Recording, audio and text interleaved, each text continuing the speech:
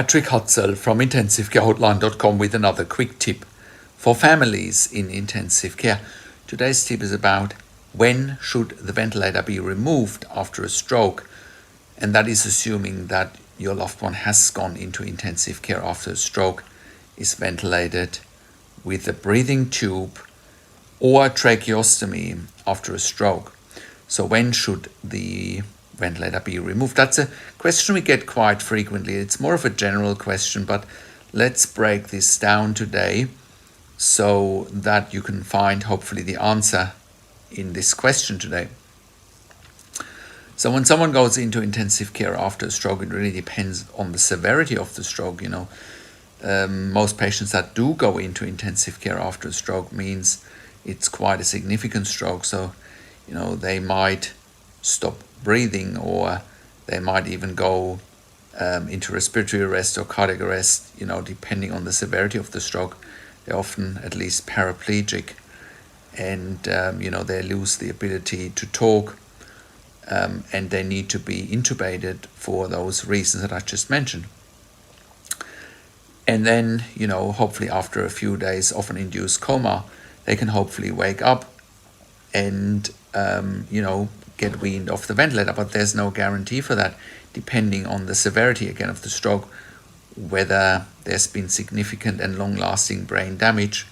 And if that is the case, if patients after a stroke cannot obey commands, that could be an obstacle of getting off the ventilator. Also, because the stroke is a neurological event, whether it's a hemorrhagic stroke, so a bleed in the brain, or whether it's an ischemic stroke, i.e. a thrombus causing the stroke. The neurological event can cause, as I said, paraplegia. It can cause the inability to swallow. It can cause the inability to speak. And especially with the swallowing aspect potentially not working, a tracheostomy might need to be done.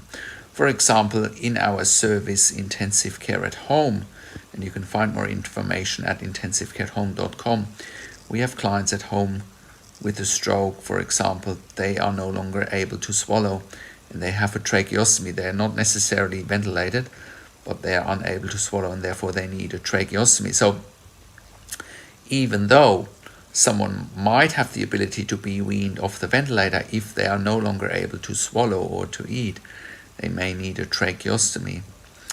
And therefore, the next step after the breathing tube for some patients might be to do a tracheostomy and then wean them off the ventilator.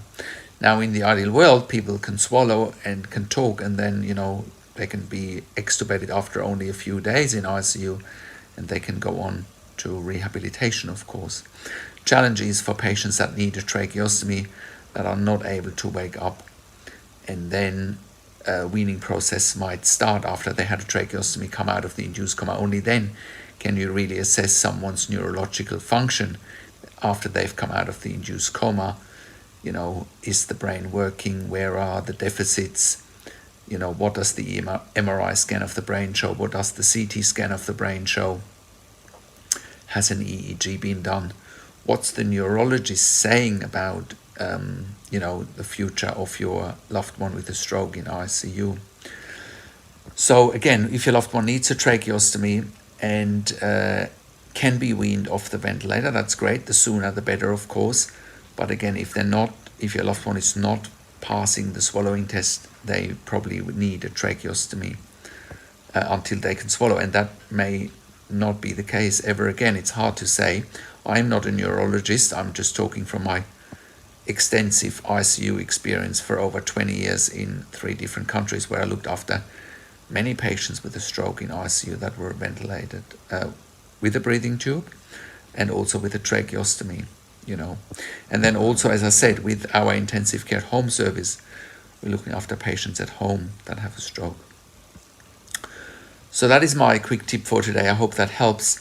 And also, again, if you have a loved one in intensive care that has a tracheostomy or is ventilated, long-term ventilated with a tracheostomy, or is off the ventilator but has a tracheostomy, and you're looking for home care, you should be checking out intensivecareathome.com, With intensive care at home, we're operating all around Australia in all major capital cities and in regional and remote areas. We are NDIS funded, or our clients are NDIS funded, TAC in Victoria, iCare in New South Wales, as well as DVA funding all around Australia. So please contact us. But also if you're in the US and you're looking for intensive care at home, you should contact us as well.